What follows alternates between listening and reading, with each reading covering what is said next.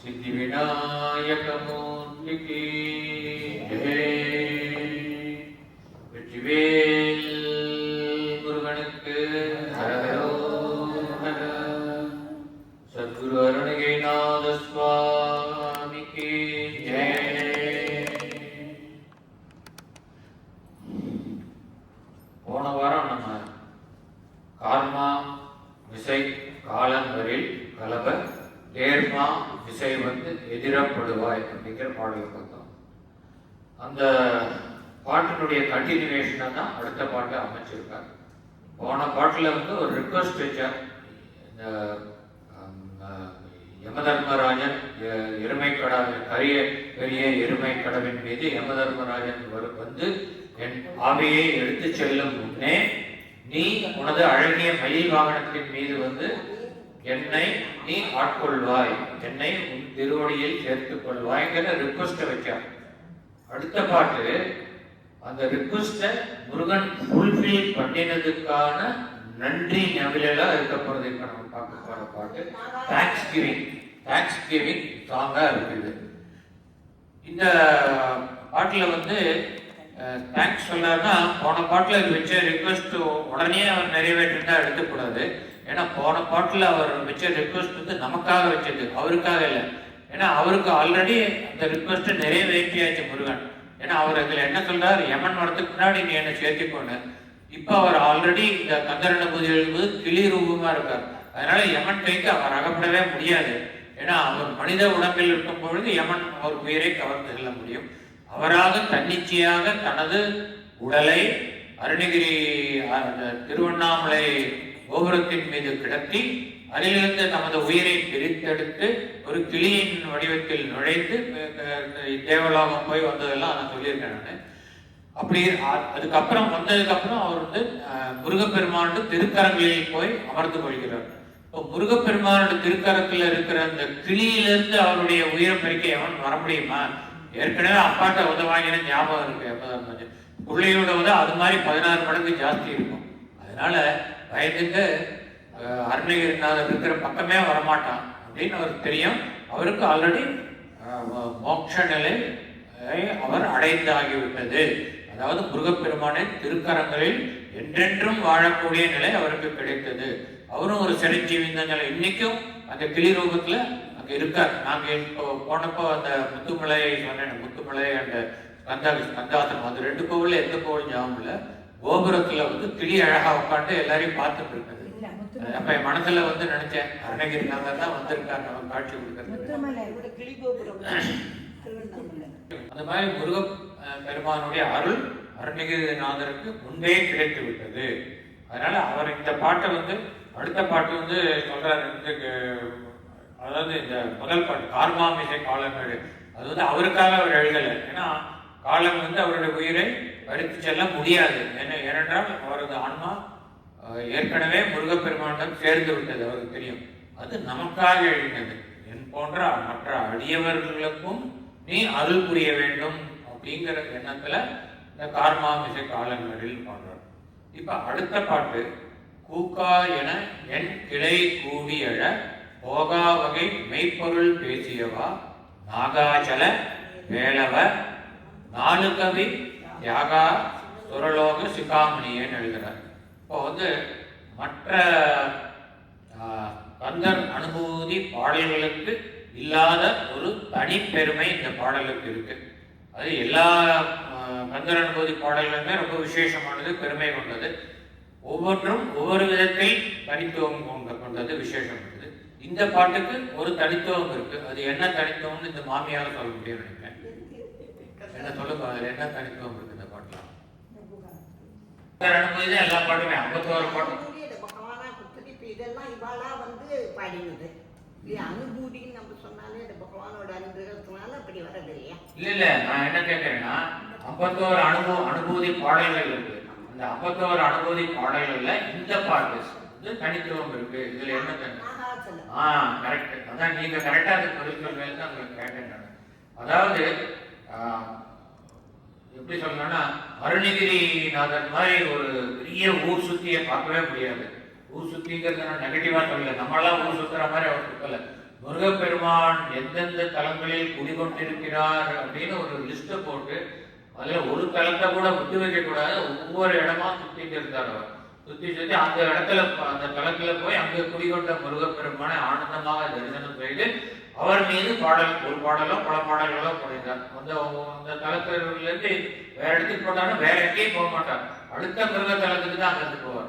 அங்கிருந்து அடுத்த மிருக தலத்துக்கு இப்படி ஒவ்வொரு தலமாக சென்று அங்குள்ள குடிகொண்ட முருகப்பெருமானை பாடினார் திருப்புகழ் பாடல்களில். அவர் பாடிய திருப்புகழ் பாடல்கள் அனைத்திலும், அதாவது பொது பாடல்களை தவிர மற்ற அனைத்து பாடல்களிலும் ஒவ்வொரு பாடலிலும் ஒரு திருத்தலத்தின் பெயர் கண்டிப்பாக இடம்பெறும். எந்தெந்த திருத்தலங்களை பாடினாலும் அந்த திருத்தலத்தினுடைய பெயர் இடம்பெறும். ஆனால் அதற்கு நேர்மாறாக இந்த கந்தர் அனுபூதியில் உள்ள 51 பாடல்களில் 50 பாடல்களில் எந்த திருத்தலத்தின் பெயரும் இடம் பெறவில்லை. ஒரே ஒரு பாட்டில தான் திருத்தலத்தின் பெயர் இடம்பெற்றிருக்கு. அது இந்த பாட்டு. இந்த பாட்டுல நாகாச்சல வேளவ, நாகாச்சலம்னா அசலம்னா மலை, நாகாச்சலம் நாகமலை. நாகமலை அப்படிங்கிறது திருச்செங்கோட்டுக்கு இன்னொரு பெயரு.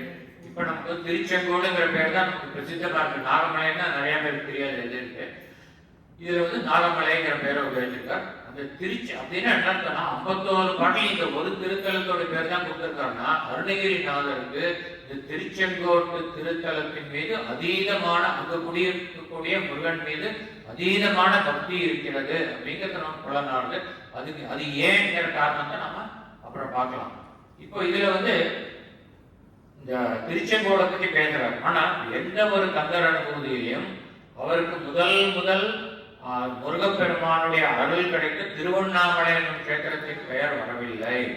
அப்புறம் முதல் முறையாக முருகப்பெருமானுக்கு அருணகிரிநாதருக்கு முருகப்பெருமான் உபதேசம் செய்து அருளிய வயலூர் என்னும் கஷேத்திரத்தின் பெயரும் வரவில்லை. பிறகு அருணகிரிநாதருக்கு முருகப்பெருமான் முதல் காட்சி கொடுத்து அருளிய விராலிமலை என்னும் திருத்தலத்தின் பெயரும் வரவில்லை.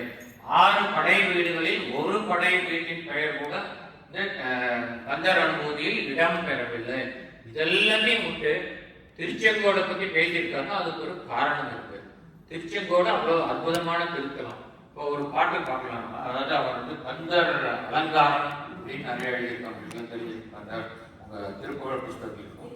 அந்த கந்தர் அலங்காரத்துல ஒரு பாட்டு, மாலோன் மருகனை மன்றாடி மைந்தனை தேவர்க்கு வானோர்க்கு மேலான தேவனை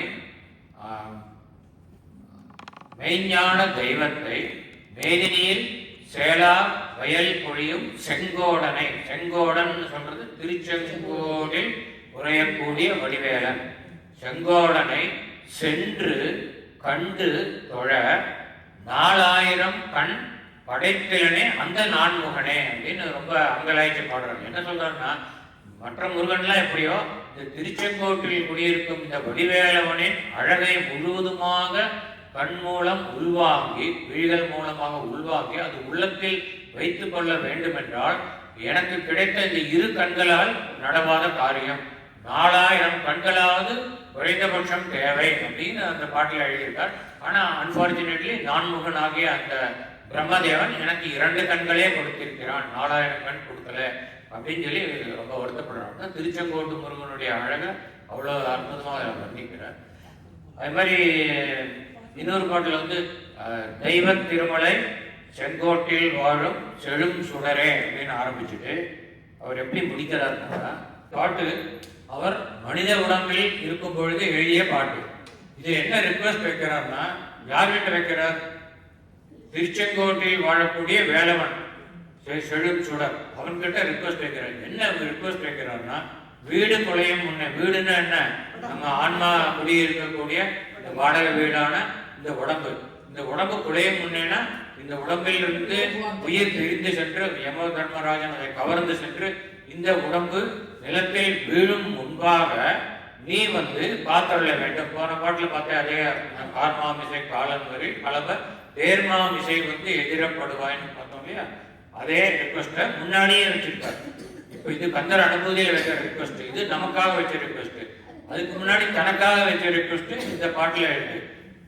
இந்த பாட்டை எழுதினதுக்கு அப்புறம் அவருக்கு வந்து அந்த மாதிரி ஒரு நிலைமை வந்தது. அதாவது தன்னுடைய உடலை உடல் தன்னிச்சையாக தனது உடலில் இருந்து கிளம்பி சென்று யமதர்மராஜன் வந்து இந்த உடலில் உள்ள உயிரை பிரித்து செல்லும் முன்னால், அப்படி பிரித்து சென்று விட்டான் என்றால் அந்த ஆன்மாவுக்கு மீண்டும் ஒரு பிறவி கண்டிப்பாக உண்டு.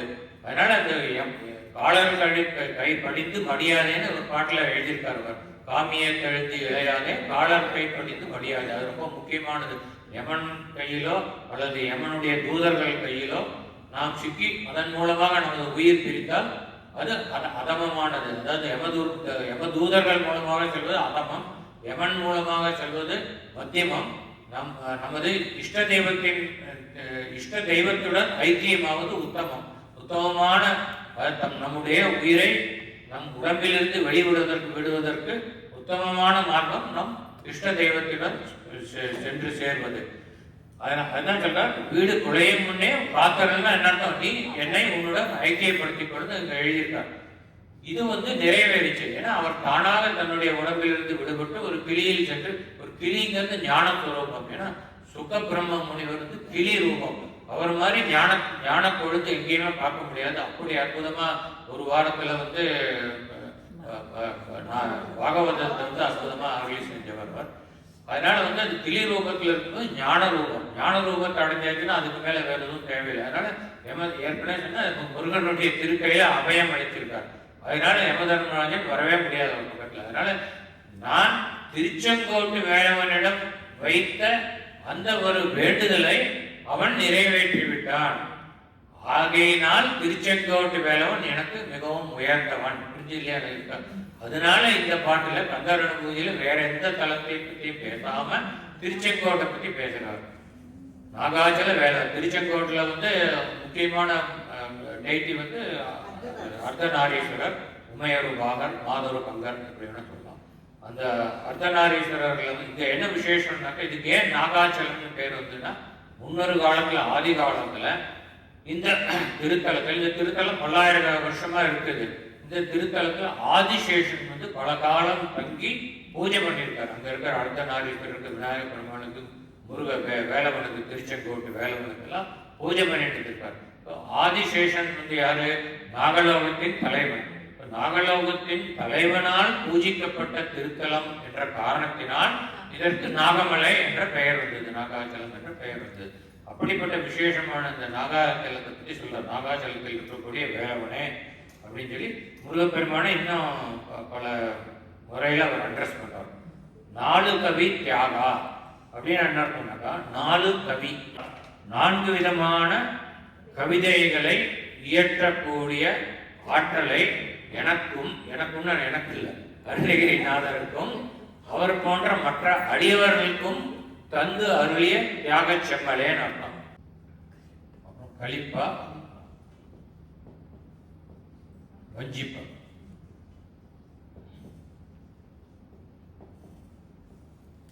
இப்படிப்பட்ட 4 விதமான பாக்களையும் இயற்றக்கூடிய ஆற்றலை எனக்கு தந்த முருகப்பெருமானே அர்த்தம். தியாகான்னு வேற சொல்ற, அதுக்கு அர்த்தம் பார்க்கலாம். இதே வந்து இந்த 4 கவியை வந்து வேற விதமா பிரிக்கலாம். அது என்னன்னாக்கா, ஆசு கவி,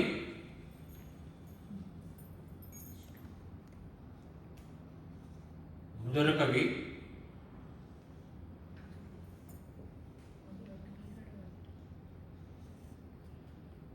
விஸ்தார கவி,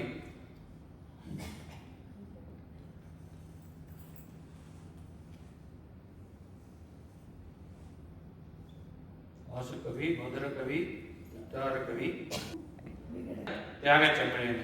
இந்த ஆசுகவி அப்படின்னாக்கா நினைச்ச மாத்திரத்துல பாடல் எழுதக்கூடிய திறமை. அதுக்கு வந்து நல்ல உதாரணம் வந்து காளமேக புலவர்னு ஒருத்தர் இருந்தார். அவரை பற்றி சொல்லும் பொழுது, மூச்சு விடும் முன்னே 300 பாடல்களை ஏற்றக்கூடியவர், என்னும் முன்னே 1000 பாடல்கள் ஏற்றக்கூடியவர்னு சொல்ற வழக்கம் உண்டு. அவ்வளவு வேகமா பாடல்களை ஏற்றக்கூடியவர். அது வந்து ஆசுகவி. அடுத்து மதுர கவி அப்படின்னாக்கா, அந்த கவிதை வந்து படிக்கிறதுக்கு மதுரமா இனிமையா இருக்கு, கேட்பதற்கு இனிமையாக இருக்கும். இந்த மதுர கவிக்கு உதாரணம் வந்து மதுர கவி ஆழ்வார்ங்கிற பேர்லயே ஒரு ஆழ்வார் இருந்தார். ஆழ்வார்கள்ல மதுர கவி ஆழ்வார்னு ஒருவர் உண்டு. அவர் திருமாலை பற்றி இயற்றின கவிதைகள் எல்லாம் படிப்பதற்கும் கேட்பதற்கும் மதுரமாக இருக்கும். வித்தார கவினாக்கா அதாவது மிக மிக விஸ்தாரமாக விரிவாக சொல்லக்கூடிய கவி. ஒருத்தன் வந்து ஒரு ஊர்ல இருந்து இன்னொரு ஊருக்கு போய் சேர்றான் அப்படிங்கிற விஷயத்தை சொல்றான். அவன் கிளம்புற ஊரை பத்தி நிறைய டிஸ்கிரிப்ஷன், அப்புறம் அவன் போற வழியை பத்தி நிறைய டிஸ்கிரிப்ஷன், யாரு போறான்னு அவனை பத்தி நிறைய டிஸ்கிரிப்ஷன், அவனோட யார் போறா அவளை பத்தி டிஸ்கிரிப்ஷன், எந்த ஊருக்கு போய் சேர்றானோ அதை பத்தி டிஸ்கிரிப்ஷன். இதுதான் விஸ்தார கவி. இதுக்கு வந்து உதாரணம் வந்து கம்பர், அப்புறம் கச்சியப்பர், அவ்வளோதான்.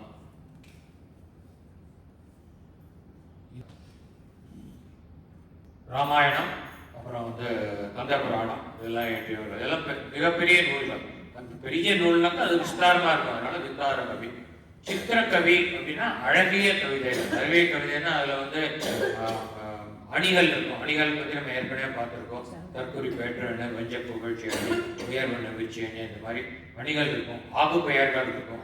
அதெல்லாம் சேர்ந்த அழகான கவிதை வந்து சித்திர கவின்னு பேரு. இப்படிப்பட்ட 4 கவிகளையும் எனக்கு கொடுத்தறிய தியாக செம்மலேங்கிறார். ஏன் தியாகம் அப்படின்னாக்கா, இப்போ வந்து எங்கிட்ட ஒரு 1 கோடி ரூபாய் இருக்கு. அது வந்து நான் ஒரு ஏழையை பார்த்துட்டு அவர் ரொம்ப கஷ்டப்படுறான்ட்டு அந்த 1 கோடி ரூபாய் கொடுத்துட்றேன். கொடுத்துட்டா நான் தியாக செம்மல் ஆயிடுவேன். ஏன்னாக்கா எனக்கு எதுவுமே வச்சுக்கல, என்கிட்ட இருக்கிறத அவனுக்கு கொடுத்தாக்கா எங்கிட்ட இருக்காது. இப்போ எங்கிட்ட ஒரு பொருள் இருந்து ஒருத்தர் கொடுத்துட்டேன்னா அது 2 இடத்துலயும் இருக்காது. ஆனா அதனால வந்து தியாகம் செய்யறதுன்னு. ஆனா இது வந்து முருகப்பெருமான் அவரிடம் இருந்த கவித்துவத்தை, 4 கவித்துவத்தை பலருக்கு கொடுத்திருக்கிறார். ஆனா அவர்கிட்ட அது போச்சோ இல்லை, அப்படியே தான் இருக்கும். அதனால இதுக்கு வந்து நல்ல உதாரணம் என்னன்னாக்கா, ஒரு வேத மந்திரம் இருக்கு. பூர்ணஸ்ய பூர்ணம் ஆதாய பூர்ணமேவ அவசிஷ்யதே அப்படின்னு என்ன அர்த்தம்னா, பூர்ணத்திலிருந்து பூர்ணத்தை எடுத்து விட்டால் மீதம் இருப்பது பூரணம். புரியுது இல்லையா? அது வந்து மேத்தமெட்டிக்கலா சொல்றதுனாக்கா, இப்போ வந்து உங்களுக்கு எல்லாம் தெரியும் இன்ஃபினிட்டிங்கிற கான்செப்ட் கொஞ்சம் கேள்விப்பட்டிருப்பேன். இன்ஃபினிட்டினாக்கா கோடான் கோடி கோடி கோடி billion billion trillion trillion trillion கொண்டாக்கா அதை விட பெருசு எண்ணிக்கே இல்லாதது வந்து இன்ஃபினிட்டி. இப்போ இந்த இன்ஃபினிட்டியோட ஒரு இன்ஃபினிட்டியை கூட்டினாக்கா என்ன 2 இன்ஃபினிட்டின்னு போட மாட்டோம், இன்ஃபினிட்டி தான். ஏன்னா இன்ஃபினிட்டிங்கிறதுக்கு எண்ணிக்கை இல்லாதது, ஸோ அது வந்து இன்ஃபினிட்டி தான் இருக்கும். இப்போ வந்து ஒரு 8 + 2னா 10ன்னு வேற நம்பர் வரும். ஆனா இது அந்த மாதிரி வராது. இப்போ இதுல வந்து இதுல இருக்கிற ஒரு இன்ஃபினிட்டி இந்த பக்கம் கொண்டு போனா நாம மைனஸ் ஆயிடும். அப்போ நாம இது infinity is equal to infinity minus infinity அப்படின்னா இது பூர்ணம். இந்த பூர்ணத்திலேருந்து பூர்ணத்தை எடுத்தாக்கா பூர்ணம் தான் இருக்கு. இது வந்து இப்போ மாடர்ன் மேத்தமெட்டிக்ஸ் சொன்னது. ஆனா ஆயிரக்கணக்கான வருஷம் முன்னாடி நம்ம வேதம் எப்போ சொல்லியிருக்கு, பூர்ணாத் பூர்ணம் உதட்சியத்தை பூர்ணஸ்ய பூர்ணம் ஆதாய பூர்ணமேவ அவசிஷியத்தைன்னு மிச்சம் இருக்குன்னு அர்த்தம். பூர்ணம் தான் மிச்சம் இருக்குன்னு. அதனால முருகப்பெருமான் தங்கிட்ட இருக்கிற 4 கவிகளை கொடுத்தாலும் அவனிடம் திரும்பவும் அந்த 4 கவிகள் இருக்கிறது அப்படிங்கிற அர்த்தம். 4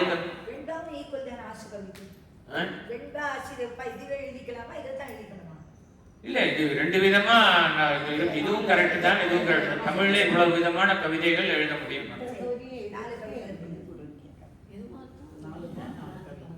4 கவி தியாகம் சொல்லிட்டு சுரலோக சிகாமணியே. சுரம்னாக்கா தேவர்கள், சுரலோகம்னா தேவலோகம், தேவலோகம்னா சொர்க்கம்.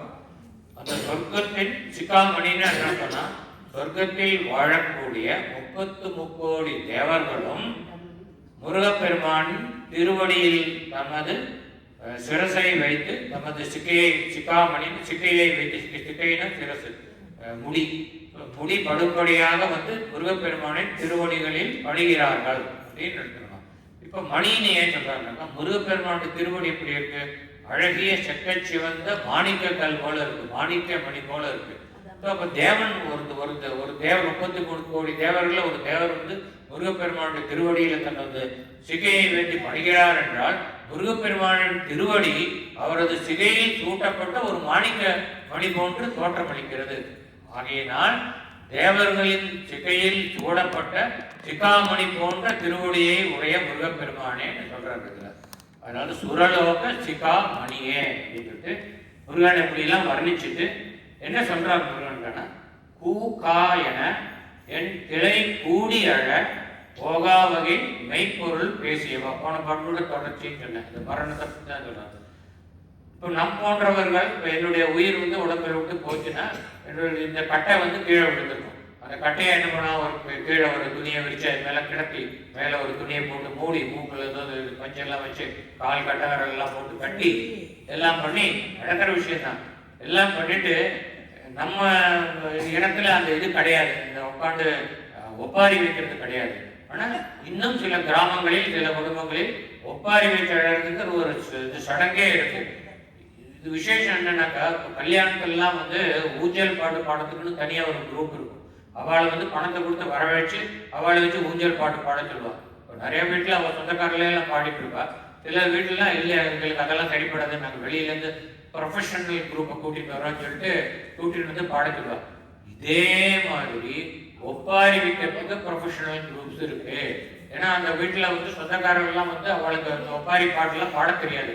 அவளை கூட்டிட்டு வந்து அவளுக்கு பணத்தை கொடுத்து பாடுங்க. அவள் மகாராஜா போயிட்டேலாம் பாடிட்டு இருப்பாங்க.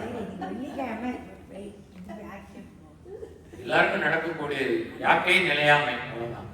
அதனால வந்து கூகா எனக்கா அதான் அர்த்தம். ஒப்பாரி வச்சு கூகா என என் கிளை கூடிய, கிளைனாக்கா உறவினர்கள் அர்த்தம். அதை வச்சுதான் இப்போ இங்கிலீஷ்ல வந்து ஃபேமிலி ட்ரீன்னு கொண்டு வந்திருக்காங்க. இப்போ வந்து ஒரு மரம் இருக்குன்னா மரத்துக்கு கிளைகள் இருக்கும். ஃபேமிலி ட்ரீல வந்து ஒரு பெரியப்பாவோட குடும்பம்னா அதில் நிறைய கிளை எல்லாம் நம்மளோட பெரியப்பாவோட பையன் பொண்ணு அப்படிலாம் போடுவான், மாப்பிள்ளை எல்லாம். இந்த சித்தப்பான்னு ஒரு கிளை வரும், அப்புறம் மாமான்னு ஒரு கிளை வரும், அந்த மாதிரி ஒவ்வொரு கிளை வரும். அதுதான் ஃபேமிலி ட்ரீ. அதுதான் வந்து தமிழ்ல எப்போ சொல்லியிருக்கா, கிளைன்னு சொல்லியிருக்கா. கிளைனாக்கா உறவினர்கள். என் உறவினர்கள் கூடி அழும்படியாக. அப்ப இந்த ப்ரொஃபஷனல் குரூப்லாம் கிடையாது, உறவினர்கள் தான் அழுவாங்க.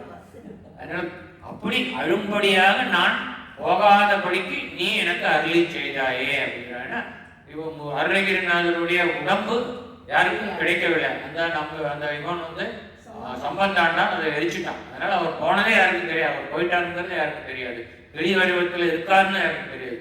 அதனால அவருடைய உடம்பை வச்சு ஒப்பாரி வைக்கிறதுக்கு யாருக்கும் ஆப்பர்ச்சுனிட்டி கிடைக்கல. அந்த மாதிரி எனது ஆன்மாவை நீ உன்னுடன் சேர்த்து கொண்டாயே முருகப்பெருமானே, இது நீ எனக்கு செய்த எவ்வளவு பெரிய உபகாரம் அப்படின்னு மனசு நெகிழ்ந்து போறார். அதுக்கு தேங்க்ஸ் கிவிங்க அந்த பாட்டு கொடுத்துருக்காரு. முருகா உனக்கு ரொம்ப நன்றி.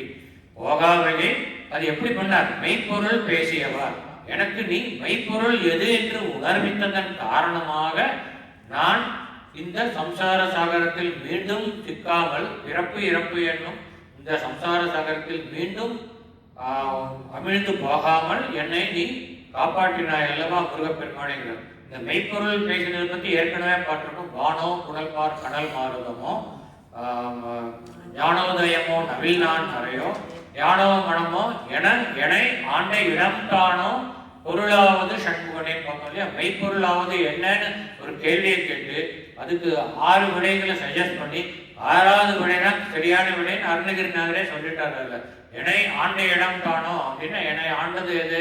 முருகப்பெருமானின் திருவடி தான் என்னை ஆண்ட இடம். மெய்ப்பொருள்ங்கிறது முருகப்பெருமானின் திருவடி. முருகப்பெருமானாகிய அந்த பரப்பொருள் தான் மெய்ப்பொருள் அப்படின்னு அந்த பாட்டுல சொல்லியிருக்காரு. அந்த பாட்டுல அவர் சொல்றதுக்கு காரணம் என்ன? அவர் 5 கேள்வியை கேட்டதுக்கு அப்புறம் 6வது கேள்வியான அந்த விடையை வந்து முருகப்பெருமானே அந்த கிளியினுடைய காதலை சொன்னார். அதை பத்தி நான் அந்த பாட்டுக்கு பொருள் சொல்லும்போது சொன்னேன் நான். அதனால மெய்ப்பொருளை உபதேசித்தவன் முருகன். அதனாலதான் சொல்றார் மெய்ப்பொருள் பேசியவா, மெய்ப்பொருளை நீ எனக்கு உபதேசித்ததன் காரணமாக நான் மெய்ப்பொருளை உணர்ந்து பொய்மைகளை தவிர்த்து நான் உனது திருவடியை என்னால் அடைய முடிந்தது. முருகா, இது நீ எனக்கு செய்த மகா பெரும் உபகாரம் அல்லவா அப்படின்னு சொல்லி வந்து ரொம்ப மனசு நெகிழ்ந்து போறார் முருகன். அதனால தேங்க்ஸ் கிவிங் சாங் இது. அடுத்த பாட்டுக்கு போகலாம். இந்த பாட்டுல வந்து அருணகிரிநாதர் ரொம்ப உரிமையோட முருகனை திருடா அப்படின்னு கூப்பிடுறாரு. எப்பவுமே வந்து இப்போ வந்து திருடானாக்கா அது நம்ம திட்டா எடுக்கக்கூடாது. இப்போ ஒரு அம்மாவும் அப்பாவும் குழந்தைய, சின்ன குழந்தைய கொஞ்சுவா, திருட்டு பயல படவா ராஸ்கல் என்னன்னா திட்டுறதுன்னு அர்த்தமா இல்லை, கொஞ்சறதுக்கு உண்டான வார்த்தைகள். அதனால திருடன்கிறது ஒரு கொஞ்சல். இது வந்து முருகப்பெருமானுடைய கொஞ்சலை விட கிருஷ்ணருக்கு நிறையவே கொஞ்சல். ஏன்னா வந்து நவநீத சோரன் நந்தகுமாரன் நவநீத சோரான்னு பஜனை பாட்டே பாடுறோம். திருடா அப்படின்னு சொல்லி பஜனை பாட்டுல கிருஷ்ணரை வந்து பாடக்கூடியது. அது வந்து கிருஷ்ணருக்கு உண்டான திட்டுல அவனுடைய சிறப்பை சொல்லக்கூடியது. ஏற்கனவே நான் சொல்லியிருக்கேன், நவநீதத்தை அவன் திருடியதன் பொருள் விளக்கம் நான் வந்து அபிராமி அந்தாதியில் அவங்களுக்கு சொல்லியிருக்கேன். எந்த பாட்டு ஞாபகம் இருக்கா? கதியுருவத்தில் சுழலும் என் ஆவி தளர்வு இழந்தோர் கதியுரு வண்ணம் கருது கண்டாய். அதில் பார்த்தோம் நம்ம ஒரு பானை, இந்த குவளையம்ங்கிற பானையில தயிர் நம்மளுடைய ஆன்மாக்கள் என்னும் தயிரை போட்டு இந்த ஆய்ச்சியாகிய அபிராமி மத்தையை வைத்து தயிரை கொண்டு இடம் குளம் என்று அதை கடைகிறார். அப்படின்னா என்னத்தான், இந்த குவளையத்தில் நம் ஆன்மா கடையப்படுகிறது. எப்படி கடையப்படுதுன்னா இடம் குளம்னா இடம்னாக்கா பிறப்பு, நம்ம ஆன்மா வந்து பிறப்பெடுக்கிறது. வளம்னாக்கா அவ்வளவுதான், ஒரு சுத்துல போயிடுறது. அவ்வளவு நிலையில்லாதது இந்த மனித வாழ்க்கை, அல்ல எந்த உயிரினத்தின் வாழ்க்கை. மற்ற சில உயிரினங்கள்லாம் 6 மணி நேரத்திலேயே போயிடும், நம்மளாவது ஒரு 100 வருஷம் இருக்கும். அது மாதிரி இந்த பல ஜென்மங்கள் எடுத்து இடம் வளம்னு கடைஞ்சி இந்த ஆன்மா பக்குவம் அடைகிறது. எப்படி அந்த தயிரினில் மறைந்திருக்கும் வெண்ணெய் பக்குவப்பட்டு தயிரிலிருந்து வெளிக்கிளம்பி அது சிறந்த பக்குவத்தை அடைந்த பிறகு அந்த தயிரில் மீதமுள்ள மோரினில் ஒட்டாமல் மேலே மிதக்கிறதோ, அது மாதிரி பக்குவப்பட்ட ஆன்மா ஆனது இந்த உலகியல் சாதனங்களில் ஒட்டாமல் எந்த ஆசையும் இல்லாமல் அதிலிருந்து தனியாக நிற்கிறது. அப்படிப்பட்ட ஆன்மா பக்குவப்பட்ட ஆன்மா, அதுவே மோட்சத்துக்கு உரிய ஆன்மா அப்படின்னு அதை வந்து ஐடென்டிஃபை பண்ணி அந்த பக்குவப்பட்ட ஆன்மாக்களை தன்னுடன் ஐக்கியப்படுத்திக் கொள்வோன் கிருஷ்ண பரமாத்மா. அவன் அந்த ஆன்மாக்களுக்கு வைகுண்ட பதவி கொடுக்கிறான். அப்படிங்கிறத காமிக்கிறதுக்காக தான் பக்குவப்பட்ட ஆன்மாவுக்கு உதாரணமாக சொல்லக்கூடிய பக்குவப்பட்ட வெண்ணெயை அள்ளி அள்ளி தின்றான். இல்லைன்னா அவனுக்கு என்ன வீட்டில் வெண்ணெய் இல்லையா, எதுக்கு கோபியர் வீட்டில் போய் தின்னானோ, அந்த கோபியர்கள் அனைவரும் எந்தெந்த கோபியர் வீட்டில் சென்று அவன் வெண்ணெய் உண்டானோ அந்த கோபியர்கள் அனைவரின் ஆன்மாவும் பக்குவப்பட்ட ஆன்மா. அந்த கோபியர்கள் அனைவருக்கும் வைகுண்ட பதவியை நல்கினான் கண்ணபிரான். அதனால வந்து வெண்ணெயை திருடினான்ங்கிறதுக்கு அது வந்து அற்புதமான ஒரு நிகழ்ச்சி, வெண்ணெயை திருடுறது. அதனால நவநீத சோராங்கிறது ஒரு திட்டே கிடையாது, நம்மள திருடங்கிறது திட்டே கிடையாது. இது எல்லாத்தோட முருகனையும் கிருஷ்ணனையும் திருடன்னு சொன்னதை விட சிவபெருமான வந்து திருடர்களுக்கு தலைவனேன்னு சொல்லியிருக்காரு. எங்க சொல்லியிருக்கான்னா வேதம், யஜுர்வேதத்தினுடைய நடுநாயகமான ஸ்ரீ ருத்ரம், அந்த ருத்ரத்துல சொல்றது தஸ்கரானாம் பதையே நமக அப்படின்னு வரும். தஸ்கரகானாக்க திருடன் அர்த்தம். தஸ்கரானாம் பதையன திருடர்களுடைய பதி, திருடர்களுடைய தலைவன், திருடர்களுடைய தலைவனே உனக்கு அனந்த கோடி நமஸ்காரம் அப்படின்னு அதுல சொல்றோம். அப்படின்னா திருடன்னாக்கா என்ன திருடன்னு புரிஞ்சுக்கணும். என்ன திருடன்னா நம்முடைய உள்ளங்களை திருடியவன், நம்முடைய ஆன்மாவை யமதர்மராஜன் வந்து கவர்ந்து செல்வதற்கு முன்பாகவே வந்து கவர்ந்து செல்லப்படும். கவர்ந்து செல்றதுன்னா திருட்டு தானே, அவருடைய பொருளை வந்து அபகரித்து செல்றதுன்னா திருட்டு. அந்த திருட்டை செய்தவன் அந்த இறைவன். ஏன்னா நமக்காக வேண்டி பண்ணான். நம்ம வந்து திரும்ப பிறப்பு இறப்புங்கிற அந்த சுழல்ல சிக்கி தவிக்க கூடாதுங்கிறதுக்காக நம்முடைய ஆன்மாவை கவர்ந்து தன்னுள்ளே ஐக்கியப்படுத்திக் கொள்பவன் இறைவன், அந்த பரம்பொருள். ஆகவே அவனை திருடன் என்று போற்றுகிறான். அவன் செய்யற திருட்டுனால நமக்கு வந்து தீங்கு நிகழ்வதில்லை, நமக்கு நன்மையே நிகழ்கிறது. அதனால அந்த திருட்டை நாம் சுவாகித்துக் கொள்கிறோம். அதனால இது என்னத்து திருடுறான்னு பார்க்கலாம். முருகன் செம்மான் மகளை திருடும் திருடன். அதாவது கேள்விப்பட்டிருப்பேன், வள்ளி பிறந்த கதை அவங்களுக்கு தெரிஞ்சிருக்கும். ஒரு முறை நாராயணன் மகாவிஷ்ணு வந்து வைகுண்டத்திலிருந்து பூமிக்கு வந்து தவம் செய்து கொண்டிருக்கிறார். அப்போ அந்த மகாவிஷ்ணு செய்யும் தவத்திற்கு உதவி செய்வதற்காக மகாலட்சுமி வைகுண்டத்தை விடுத்து பூமியில் ஒரு மானாக தோன்றி அவருக்கு பணிவிடைகள் செய்கிறார்.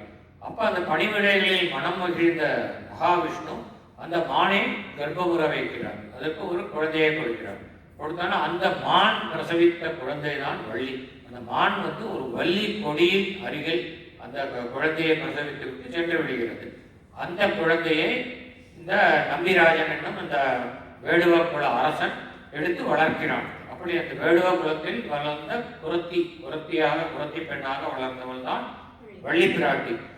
அதனால செம்மான் மகள்னா அந்த மகாலட்சுமி சிவந்த நிறத்தை உடையவள். சிவந்த நிறத்தை உடையவளான மகாலட்சுமி மான் வடிவத்தில் வந்து பெற்றெடுத்த குழந்தையாகிய அந்த மகளாகிய அந்த வள்ளியை திருடன். அந்த வள்ளியினுடைய மனத்தை திருடிய திருடன். வள்ளி வந்து ரொம்ப வருஷமா முருகனைத்தான் அடைந்தால் முருகனைத்தான் அடைய வேண்டும் அப்படின்னு நினைச்சிட்டு இருக்கா. அப்ப அவருடைய மனத்தை கொள்ளை கொண்டவன். கொள்ளை கொண்டவன் திருடுவது. திருடன். அவன் வந்து பெம்மான்னா மிக பெரும் தலைவன், அனைவருக்கும் தலைவன். பெம்மான்னா தலைவன். முருகன், அப்படிப்பட்ட முருகப் பெருமான். பிறவான் இரவான். இப்ப பிறவான் இரவான்னு வரும்பொழுது உங்களுக்கு ஒரு கேள்வி வரணும் மனதுல.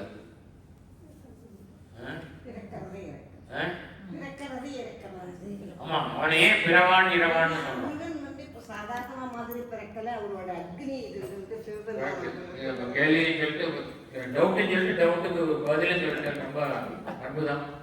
அதாவது இப்போ வந்து ராமரையோ கிருஷ்ணரையோ நம்ம பிறவான் இரவான்னு சொல்ல மாட்டோம். ஏன்னா அவர்களுக்கு இறப்பு இருந்தது. கிருஷ்ணருக்கு 125 வருஷம் இருந்துட்டு ஒரு வேடுவன் வைத்த அம்பின் மூலமாக அவருடைய ஆவி பிரிந்து வைகுண்டத்துக்கு சென்று விடுகிறது. ராமபிரானும் அவ்வாறு எவ்வளோ 10,000 வருஷமா அயோத்தியா ஆண்டார். அதுக்கப்புறம் அவர் சரைய நதியில இறங்கி தன்னுடைய உயிரை மாய்த்துக் கொண்டு அவர் வைகுண்டத்துக்கு சென்று விடுகிறார்.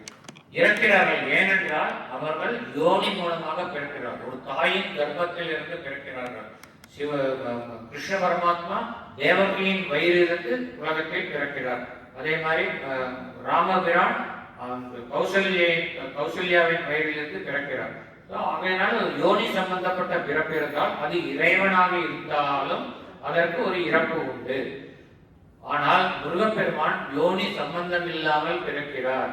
அதாவது சிவனின் சக்தியும் அம்பிகையின் சக்தியும் ஒன்றாக இணைந்து ஒரு குரு கொண்டு அது ஆறுமுக பெருமானாக பிறக்கிறது என்று நம்ம அது ஏற்கனவே பார்த்திருக்கோம். அப்படி பிறப்பதனால் அவருக்கு இறப்பில்லை. இப்போ வந்து கிருஷ்ணர் ராமர்லாம் இறந்த மாதிரி முருகர் இறந்தார்னு கேள்விப்பட்டிருக்கோம். இறப்பில் எப்பவும் இருக்கார் அவர். எப்படி மகாவிஷ்ணு, சிவபெருமான், அம்பிகை எல்லாரும் வந்து எப்பவுமே இருக்காளோ அது மாதிரி எப்பவும் இருக்கக்கூடிய பரம்பொருள் முருகப்பெருமான். அதனால அவர் பிறவான் இரவான். ஏன்னா டவுட் வரணும் நமக்கு. அவர் வந்து சரவண பூந்தொட்டியில் பிறந்து அறுவர் முளை உண்டு வளர்ந்தவர் அல்லவா, அவரை எப்படி பிறவான் என்று சொல்ல முடியுங்கிற டவுட் வரணும். ஆனா உங்களுக்கு யாருக்குமே அந்த டவுட் வரல. அதனால நீங்கெல்லாம் வந்து ரொம்ப மெச்சூர் ஆயிட்டு உங்களுடைய அவுட்லுக்ல. அதனால எப்படி பிறவானவன்கிற டவுட் உங்களுக்கு வரல. அது ஒரு பெரிய காரியம். ஏன்னா கண்டிப்பா வரும். எனக்கே இந்த டவுட் வந்து எப்படி முருகப்பெருமான் பிறவாம இருக்கான். அவன் பிறந்தான் இல்லையா, அவன் வந்து சரவண பைகையில வந்து அவதாரம் எடுத்தான். அவன் வந்து 6 பெண்களுடைய கார்த்திகை பெண்களுடைய முளையை விட்டு வளர்ந்தான். அவன் எப்படி பிறவான்னு சொல்ல முடியும்னா காரணம் இதுதான். இரவாத எதுவும் பிறவாத. ஏன்னா பிறந்தால் கண்டிப்பாக இறப்பு உண்டு. பிறந்த எந்த ஒரு பொருளும் இரவாமல் இருக்க முடியாது. முருகன் இரவாத காரணத்தினால் அவன் பிறக்கவில்லை அப்படின்னு ஒரு லாஜிக்கலாவும் கன்க்ளூட் பண்ணலாம். அந்த மாமி சொன்ன மாதிரி இந்த நெருப்பு பொறியிலிருந்து அந்த யோனி சம்பந்தம் இல்லாமல் வந்தவன் ஆகையினால் அவன் பிறவாதவன் அப்படின்னு எடுத்துக்கலாம். பிறவான் இரவான். அப்படிப்பட்ட முருகன் சும்மா இது சொல்லற என்றாலுமே, அதாவது அருணகிரிநாதர் திருவருணை கோபுரத்திலிருந்து கீழே விழுந்து உயிரை மாய்த்துக் கொள்ள முயன்ற பொழுது முருகப்பெருமான் அவரை தடுத்தாட்கொண்டு அவரை உயிர் வாழ வைக்கிறார். அப்ப வந்து அருணகிரிநாதர் கேட்கிறார், என்னை வந்து நீ உயிர் வாழ வச்சுட்ட, எனக்கு என்ன பெரிய வேலை, எனக்கு ஏதாவது கட்டளை கொடு அப்படின்னா முருகப்பெருமான் சொன்னார், சும்மா இரு அப்படிங்கிறார். சும்மா இரு சொல்லற அப்படின்னு சொல்றார். அப்படின்னா என்ன அர்த்தம்? எந்த விதமான கிரியைகளும் ஈடுபடக்கூடாது, எந்தவித வார்த்தைகளையும் நீ உச்சரிக்க கூடாது அப்படின்னு சொல்றார். அதாவது காயம், மனம், வாக்கு. காயம், வாக்கு, மனம் இது 3 கரணங்களையும் சும்மா வைத்துக் கொள்ள வேண்டும். இந்த சும்மா இருக்கிறதுனா அது 3 விதமா சொல்லலாம். 3 விதமான சும்மா இருக்கிறது. நம்ம இந்த காலத்துக்கு தகுந்த மாதிரி இது கடின உழைப்பு பண்ணிட்டு உடம்புல வந்து அயர்வு வந்துடும். அந்த அயர்வு போக்கிக் கொள்வதற்காக சும்மா ரெஸ்ட் எடுக்கிறது. 3வது காயம் தான் மெயின். இது 3 மூலமா ஏதோ உடம்புனால மட்டும் நான் சும்மா இருக்கேன், நான் ஏதோ பேசிட்டே இருக்கேன்னா அது பிரயோஜனம் இல்லை. பேச்சா இருக்கணும். அது மட்டும் இல்லை, மனசு எங்கேயோ ஓடிட்டு இருக்கும். இது ரெண்டையும் கட்டுப்படுத்துறது ரொம்ப சுலபம். மெய் வாக்கு ரெண்டையும் கட்டுப்படுத்துறது ரொம்ப சுலபம். மனசை கட்டுப்படுத்த முடியுமா? நான் பேசாமல் தவத்தில் இருக்கேன்னு உட்காந்தா மனசை என்னென்னத்தையோ சிந்தனை பண்ணுவோம். அதனால வந்து மூணும் ஒடுங்கி இருக்கும் நிலை தான் சும்மா இருக்கும். ஸோ சும்மா இருன்னு முருகப்பெருமான் சொன்னோன்னே அருணகிரிநாதர் சும்மா இருக்கணும்னா இந்த மாதிரி ஒரு சிவிலைசேஷன்ல இருக்கும்போது சும்மா இருக்க முடியாது. சும்மா இருந்தாலும் ஏன் சும்மா இருக்கேன்னு நமக்கு நம்ம எழுப்பிவிடும். அதனால வந்து தனிமையை நாடி செல்றாங்க. அதனால தான் இமயமலையில போய் தவம் பண்றாங்கன்னு சொல்றாங்க இல்லையா. இவர் வந்து அருணகிரிநாதர் தனிமையை நாடி சென்ற இடம் ஞானமலை. ஞானமலை அப்படிங்கிறது வேலூர் பக்கத்துல இருக்கு. அந்த ஞானமலையில வந்து ஒரு பாறையில போய் அங்க தனியா இருக்கார். இருந்துட்டு 12 வருஷ காலம், ஒரு நாள் 2 நாள்ல, ஒரு வருஷம் 2 வருஷம், 12 வருஷ காலம் அங்க வந்து மனம் ஒடுங்கிய நிலையில் இருக்கிறார். மெய் வாக்கு ரெண்டும் கட்டுப்படுத்துறது, மனம் கட்டுப்படுறது கஷ்டம். அந்த மனத்தை ஒடுக்கிய நிலையில் இருக்கிறார்.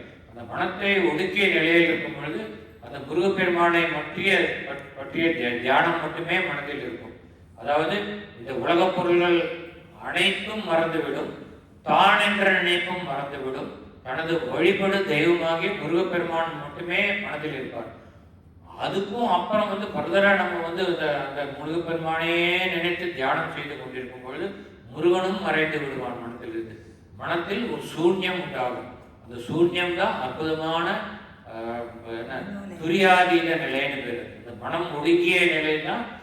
எந்த இதுவுமே கிடையாது, முருகனும் கிடையாது, எதுவுமே கிடையாது மனத்துல. அப்படி ஒரு நிலை வரும்போது அது துரியாதீத நிலை அல்லது நிர்விகல்ப சமாதின்னு பேரு. இந்த நிர்விகல்ப சமாதியில வந்து நம்ம ராமகிருஷ்ண பரமஹம்சர் பல நாட்கள் தொடர்ந்து இருந்திருக்கார். பார்த்தா அப்போ வந்து டாக்டர்ஸ் எல்லாம் வந்து டெஸ்ட் பண்ணி பார்த்தா உயிர் இல்லைன்னு சொல்லுவோம். எதுவுமே இருக்காது. பாடியில வந்து எந்த ஒரு மெட்டபாலிசம் இருக்காது, மூச்சு காத்து இருக்காது, எதுவுமே இருக்கும். ஆனால் உயிர் இருக்கும், உயிர் உள்ள இருக்கும். அது வந்து நிர்விகல்ப சமாதி. அந்த நிலையில தான் மூணுமே ஒடுங்கின நிலையில் அந்த நிர்விகல்ப சமாதி இருக்கும். அந்த நிலையில அவர் அருணகிரிநாதர் இருந்திருக்கார். 12 வருஷம் இருந்தார். 12 வருஷம் முடிஞ்சதுக்கு அப்புறம் முருகப்பெருமான் வந்து சல்லு நம்ம வந்து இறக்குறாரு. எப்படி இறக்குறாருனாக்கா, ஒரு பக்கம் தெய்வியான, ஒரு பக்கம் வள்ளியோட அந்த மயில் மீது வந்து இறக்குறாரு. அவர் இறங்கினது ஒரு பாறை, இவர் வந்து உட்கார்ந்துட்டு ஒரு பாறை, அந்த பாறையில பக்கத்துல வந்து இறக்குறாரு. இப்ப நீங்க ஞானமலைக்கு போனாக்கா அந்த மயில் வந்து இறங்கின அந்த பாறையில அந்த மயிலுடைய கால் தரத்தை பார்க்கலாம். இப்ப நம்ம தான் பாக்குறோம், எந்த ஒரு டூரிஸ்ட் பிளேஸ்ல போனாலும் ஜனங்கள் எங்கேயாவது கிறுக்கி வச்சுடுறா. அதனால வந்து அதை ஒரு அழகா நல்லா கார்டன் பண்ணி வச்சிருக்காங்க. எல்லாம் நம்ம தூரத்துல நம்ம தொட்டு வணங்க முடியாது, நல்லா பார்க்கலாம். தூரத்துல ஒரு 3 அடி தள்ளி தான் நம்ம நிற்க முடியும். அது வந்து அந்த ஞானமலையில் இன்னைக்கு அந்த இடம் இருக்கு. நம்ம மயிலுடைய தடம் பதிஞ்சது. அப்போ அங்கே முருகப்பெருமான் அங்கே போயிட்டு அவரை வந்து நிஷ்டையிலேருந்து எழுப்புறார். அப்போ அவங்க இப்போ எனக்கு என்ன உத்தரவு அப்படின்னு கேட்டோன்னா, முத்து முத்தான பாடல்களால் எனது திருப்புகழை பாடுவாயாக அப்படின்னு சொல்லி முருகப்பெருமான் சொல்றார். அதனால முதல் அந்த அந்த பாட்டுக்கு பேரை அவர் வச்சு கொடுத்துட்டார். எனது திருப்புகழை பாடுவாயான, திருப்புகழ்ங்கிற அந்த நூலுக்கான பேரை வந்து முருகப்பெருமானே வச்சு கொடுத்தார். ஆத்தர் வைக்கல, அருணகிரிநாதர் வைக்கல, வழிபாடு தெய்வமாகி முருகப்பெருமானே அந்த பெயரை வச்சு கொடுத்தார். அதே மாதிரி முதல் பாட்டுக்கு அடியும் எடுத்து கொடுத்தார். முத்து முத்தான பாடல்கள், முத்தை திருநெல்வேலி அந்த பாட்டை வந்து முதல் பாட்டா எழுதுறார் அருணகிரிநாதர். அந்த பாட்டுக்கு முதல் வார்த்தையை வந்து முருகப்பெருமான் எடுத்துக்கிறார். இது நடந்ததுன்னா ஞானமலை. அந்த ஞானமலையில போயிட்டு அவர் வந்து சும்மா இருக்காங்க. இந்த சும்மா இருக்கிறதுனாக்கா, அதாவது சும்மா இது சொல்லற அப்படின்னா மௌனம். இந்த மௌனத்துல வந்து இதை வந்து இந்த 3 இதை வந்து வேற விதமா சொல்லலாம். இதே வேற வார்த்தைகள்ல வருது. மௌனம் அப்படின்னாக்கா ஒண்ணு வந்து காஷ்ட மௌனம்,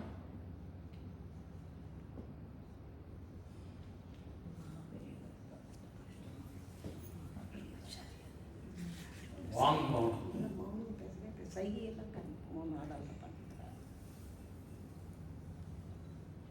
உடலால் மௌனத்தை சாதிப்பது, அதாவது உடல் எந்தவித கிரியையிலும் ஈடுபடாமல் இருப்பது காஷ்ட மௌனம். வாங் மௌனம்னா வாக்கு, அதாவது வார்த்தைகள் இல்லாமல் இருப்பது வாங் மௌனம். மனோ மௌனம்னா மனம். இதே நான் மெய் வாய் அந்த மனம் மனசு, அந்த 3ஐயும் வந்து கட்டுப்படுத்தி இருக்குது. அது 3 வேற விதமா சொல்றது. காஷ்ட மௌனம், மனோ மௌனம், வாங் மௌனம். சொல்லற என்றலுமே என்று நீ சொன்னதன் காரணமாக நான் அவ்வாறு சும்மா இருந்ததன் விளைவாக என்ன ஆச்சுங்கிற அம்மா அப்படின்னா அதிசயப்படுறார். அம்மா என்ன அப்படி இப்படி அதிசயமான்னு சொல்லிட்டு என்ன சொன்னா, பொருள் ஒன்றும் அறிந்தில்லனே, எனக்கு வந்து எந்த பொருளுமே தெரியலையே. மௌனத்தில் இருந்த பொழுது நான் ஏற்கனவே சொன்ன மாதிரி அவருக்கு வந்து அனைத்து ஜகத்தில் உள்ள அனைத்து பொருள்களும் அவரது மனதிலிருந்து மறைந்தன. அப்புறம் தான் என்பதும் மறைந்து விட்டது, முருகன் என்பதும் மறைந்து விட்டது. அனைத்தும் மறந்து அற்புதமான ஒரு மௌன நிலையே.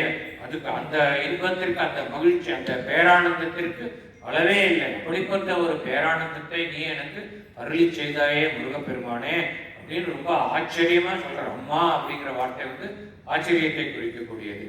அம்மா பொருள் ஒன்றும் அறிந்தில்லனே அப்படின்னு சொல்றார். அடுத்த பாட்டுல இறைவன் முருகனை நம்முடைய அறிவின் ஆராய்ச்சியினால் அறிய முடியாது. அவன் அருளின் மூலமாகவே அவன் எத்தகையவன், எப்படிப்பட்டவன், எந்த விதத்தில் இருக்கிறான் அப்படின்னு அவனை பத்தி தெரிஞ்சுக்கணும்னா அதுக்கு அவனுடைய அருள் ஒன்றுதான் காரணமாக இருக்குமே வழியே நம்முடைய அறிவின் மூலமாக நம்முடைய இந்த சயின்ஸ் எல்லாத்தையும் ஆராய்ச்சி பண்ணி நாங்கள் தெரிஞ்சுக்கணும். அந்த சயின்ஸ்னால கண்டுபிடிக்க முடியாதது பரம்பொருள். ஏனென்றால் அந்த சயின்ஸ் வந்து என்ன பண்ணுறது, இன்ஸ்ட்ருமெண்ட்ஸ் வச்சு கண்டுபிடிக்கிறது. அந்த இன்ஸ்ட்ருமெண்ட்ஸ் வந்து நம்ம எப்படி அதை வச்சு நம்ம எதை விஷயங்கள் நம்ம எப்படி தெரிஞ்சுக்கிறோம்னா நம்ம ஐம்புலன்கள் மூலமாக தெரிஞ்சுக்கிறோம். என்னதான் இன்ஸ்ட்ருமெண்ட் இருந்தாலும் கடைசியாக நம்ம ஐம்புலன்கள் மூலமாக தான் அந்த சயின்ஸ் வந்து நமக்கு விடைய கொடுக்குறது. ஐம்புலன்களுக்கும் எட்டாவது பரம்பொருள் அப்படின்னு நமக்கு தெரியும். அதனால வந்து எவ்வளவுதான் சயின்டிபிக் ரிசர்ச்சில் அட்வான்ஸ் ஆனாலும் அல்டிமேட்டா நம்மளுடைய ஐம்புலன்களுக்கு தான் வந்து சேர்றது. அந்த ஐம்புலன்களால் தெரிந்து கொள்ள முடியாதவன் வெறும் புலன்கள் மூலமாகவோ அல்லது கருவிகள் மூலமாகவோ தெரிந்து கொள்ள முடியாததாகத்தான் இருக்கும். எனவே பரம்பொருளை நாம் நம்முடைய அறிவை உபயோகித்து, ஆராய்ச்சியை உபயோகித்து தெரிந்து கொள்ள முடியாது. அவன் அருள் ஒன்றின் மூலமாகவே நாம் அவன் எத்தகையவன் என்பதை அறிந்து கொள்ள முடியும் அப்படிங்கிறது இந்த பாட்டில் சொல்றாரு. என்ன சொல்றாருனாக்கா, அறியும் தரமோ, அறிவினால் அறியும் தரமோங்கிறார். அதாவது நம்மளுடைய அறிவு ஆராய்ச்சி மூலமா அவனை நம்ம வந்து தெரிஞ்சுக்கணும்னு நினைச்சாக்கா நமக்கு நிறைய கொஸ்டின்ஸ் வரும், கான்ட்ரடிக்ஷன்ஸ் வரும் நம்ம மனசுல. என்ன வரும்னாக்கா நம்ம சொல்லுவோம், அவன் வந்து உருவம் உள்ளவன், முருகப்பெருமான் வந்து கையில வேலை வச்சுட்டு ரொம்ப அழகா இருக்கான், கிரீடம்லாம் வச்சுட்டு இருக்கான், அவன் ஒரு உருவம் அப்படின்னு சொல்லி நம்ம மனசுல வரும். அடுத்த க்ஷணமே வந்து மைண்ட் வந்து கான்ட்ரடிக்ட் பண்ணும். அவன் உருவம்னாக்கா அந்த உருவத்துக்கு ஒரு டெஃபினிஷன் இருக்கு, ஒரு ஸ்பேஸ் லிமிட்டேஷன் இருக்கு. அதாவது இட எல்லை, கால எல்லை. நம்ம வந்து நம்ம மனிதர்கள் இட எல்லை, கால எல்லை, அதாவது ஜீவாத்மாக்கள் அனைத்தும் இட எல்லை, கால எல்லைக்கு உட்பட்டன. ஏன்னா நமக்கு வந்து இப்போ நான் இருக்கேன்னா எனக்கு இவ்வளவு ஹைட்டு, இவ்வளவு விட்டு, இவ்வளவு டெப்த்து, இவ்வளவுதான் ஸ்பேஸ்னா என்னுடைய இடம் அப்படின்னு இவ்வளவுதான் சொல்லிக்க முடியும். 6 அடி நிலமே சொந்தப்படான்னு பாடுறாங்க. ஆடி அடங்கும் வாழ்க்கையிட 6 அடி மண்ணே சொந்தம். அது மாதிரி எனக்கு வந்து இவ்வளவுதான் என்னுடைய ஸ்பேஸில் வந்து ஆக்குபை பண்ண முடியும். இங்கிருந்து நான் அங்கே போனேன்னா இந்த இடம் காலியாயிடும், அங்கே நான் அதே டைமென்ஷன் நான் யூஸ் பண்ணுவேன். அதனால எனக்கு இட எல்லை இருக்கு, இவ்வளவுதான் என்னோட எல்லைன்னு சொல்ல முடியும். எல்லைன்னா ஒரு நாட்டுக்கு இன்னொரு நாட்டுக்கு எல்லை கோடு போட்டால் இதுக்கு அந்த பக்கம் அவனோட, இந்த பக்கம் என்னோட. அது மாதிரி இது என்னுடைய இடம், இதுக்கு இருக்கிறது எனக்கு வெளியான இடம், இது இந்த என்னுடைய எல்லைக்கு புறம்பானதுன்னு சொல்லுவோம். கால எல்லை, நான் இந்த வருஷம் பிறந்தேன், இந்த வருஷம் மறைஞ்சேன் அப்படின்னு சொல்லி ஒரு காலம் இருக்கு. இந்த காலத்துக்கு உட்பட்டவன் நான். இந்த ஜென்மத்தில் எனக்கு இவ்வளவுதான் காலம், அதுக்கு மேல நான் இருக்க முடியாது.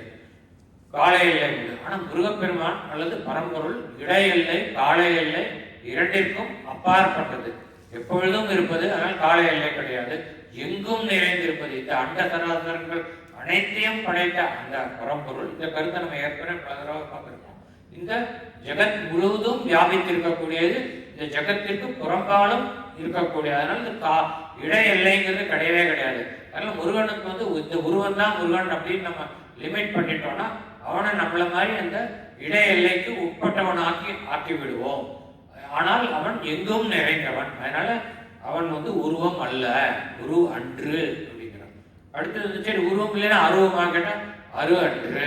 இது உருவன்றுக்கு இன்னொரு அர்த்தம் சொல்லலாம். ஏன்னா வந்து இப்போ பஞ்சபூதங்களே எடுத்தாக்கா, அதாவது நம்முடைய பஞ்சபூதங்கள்ல வந்து என்ன சொல்றோம்? நிலம், நீர், நெருப்பு, காற்று, ஆகாயம். இதுல 3 தான் உருவம் உள்ளது. எது? நிலம், நீர், நெருப்பு. இது 3க்கும் உருவம் இருக்கு. காற்று, ஆகாயத்துக்கு உருவம் இல்லை. ஆனா அது இருக்குன்னு நமக்கு தெரியும், அதான் உருவம் இல்லை. இப்ப வந்து முருகன் பெருமான் உருவம் உள்ளவன் சொன்னாக்கா அவனை இந்த 3 பஞ்சபூதங்களுக்குள்ள அடக்கின மாதிரி ஆகும் இல்லையா? அதாவது அவன் வந்து உருவம் உள்ளவன்னாக்கா இந்த கண்ணுக்கு தெரியக்கூடிய பஞ்சபூதங்களான அந்த 3 மட்டும்தான் அவன், மீதி 2 இல்லைன்னு ஆயிடும். நம்மளே 5 பஞ்சபூதங்களால் ஆனவர்னாக்கா அப்போ முருகப்பெருமான் அனைத்திலும் ஆனவன். அதனால அவனின் உருவத்திலே அவனை அடக்க முடியாது. அது மாதிரி அருவம்னு சொன்னாக்கா அப்போ மற்றவாள் இப்போ நான் உருவம் உள்ளவன், நீங்க உருவம் உள்ளவன், இந்த ஜெகத்து உருவம் இருக்கு, இந்த பூமிக்கு உருவம் இருக்கு அப்படின்னா இங்கெல்லாம் முருகன் இல்லையா? அவன் அருவம்னாக்கா வெறும் அருவத்தில் மட்டும்தான் இருக்கானா அப்படின்னு ஒரு கேள்வி வரும் இல்லையா? அதனால அவன் அருவமும் அல்ல, அவன் உருவமும் அருவமும் ஆனவன். அதுதான் நம்ம கந்தரான முதல் கடைசி பாட்டுல வருது. உருவாய் அருவாய் உளதாய் இல்லதாய் எல்லாமே அவன் தான். உருவமும் அவன் தான், அருவமும் அவன் தான், உள்ளவனும் அவன்தான், இல்லாதவனும் அவன் தான் அப்படின்னு சொல்லி அந்த பாட்டுல கன்க்ளூஷன் கொடுக்குறார். இங்க வந்து அந்த கேள்வியை கேட்டுட்டு அதுல கன்க்ளூஷன் கொடுக்குறார். உரு அன்று அரு அன்று உலகன்று அவன் உள்ளவன் என்று சொல்ல முடியாது, இல்லாதவன் என்றும் சொல்ல முடியாது அப்படின்னு சொல்லிட்டு இருள் அன்று ஒளி அன்று. அவன் வந்து இருள் அப்படின்னு சொன்னாக்கா அவன் ராத்திரியில மட்டும்தான் இருக்கணும், பகல்ல வெளிச்சம் இருக்கும் பொழுது அவன் வந்து உலகத்துல இருக்கக்கூடாது.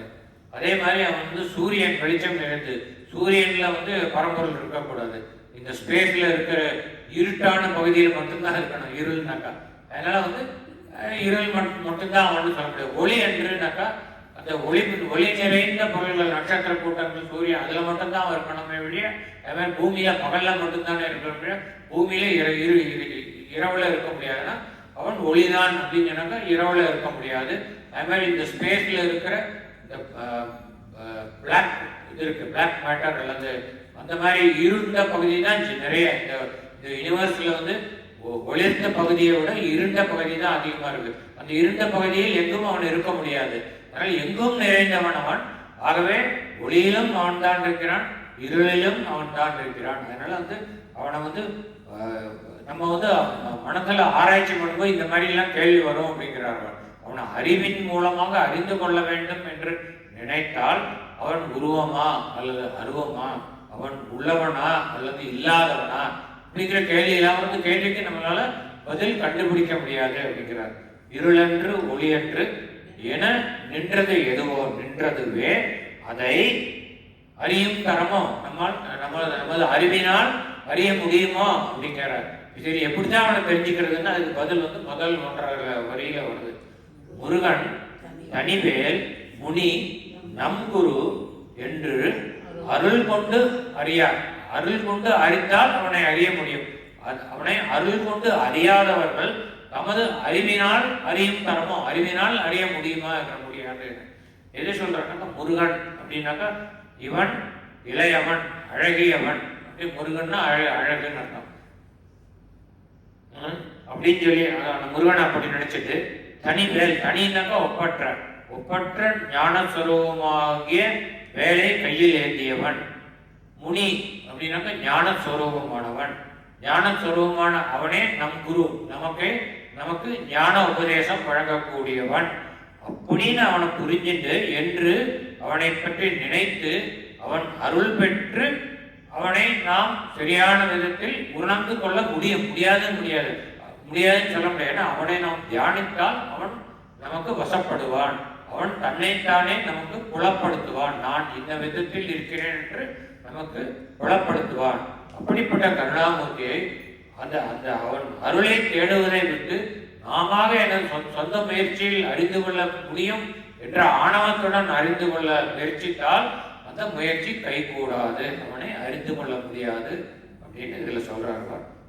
நம் குரு என்று அவனை வந்து சரணாகதி, குருன்னா சரணாகதி அடையணும்.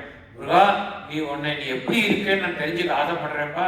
என்ன அறிவு ஆராய்ச்சியினால் இத்தனை காலம் நான் தேடி உன்னை கண்டுபிடிக்க முடியல, நீயே உன்னை எனக்கு புலப்படுத்து அப்படின்னு நம்ம சரண்டர் ஆயிட்டோம்னா அவன் தான் எப்படி இருக்கிறேன் என்பதை அவன் புலப்படுத்துவான். குருவும் நானே, அருவமும் நானே, உலகம் நானே, இல்லாததும் நானே, இருளும் நானே, ஒளியும் நானே அவன் புலப்படுத்திக் கொள்வான் அப்படின்னு சொல்லி சொல்றார். என்று அருள் கொண்டு அறியார். அப்படி அந்த அருள்னால அறிய முயற்சிக்காதவர்கள் தம்முடைய முயற்சியினால் அவனை அறிய முடியாது அப்படின்னு சொன்னா என்ன அர்த்தம்? நெகட்டிவா இல்லை சொல்றார். அது பாசிட்டிவா எடுத்துனா அவனை அருள் கொண்டு அறிய முயற்சிப்பவர்களால் அவனை அறிய முடியும் அப்படின்னு சொல்லி சொல்றார். வெற்றிவேல் முருகனுக்கு ஹரோஹர. சத்குரு ஸ்ரீ அருணகிரிநாத சுவாமிக்கு